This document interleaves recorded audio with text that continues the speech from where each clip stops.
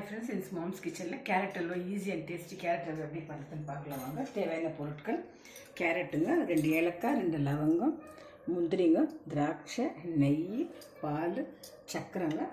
இது தேங்காய் துருவி வச்சுருக்குறாங்க. இவ்வளோ தாங்க. கேரட் வேக வச்சுக்கலாங்க. தேங்காய் பால் ஊற்றி வேக வச்சுக்கலாங்க. நெய் போட்டிருக்குறாங்க. நெய் உருகணும். முந்திரி திராட்சை வறுத்துக்கலாங்க. காஞ்சிச்சுங்க முந்திரி வறுத்துக்கலாங்க.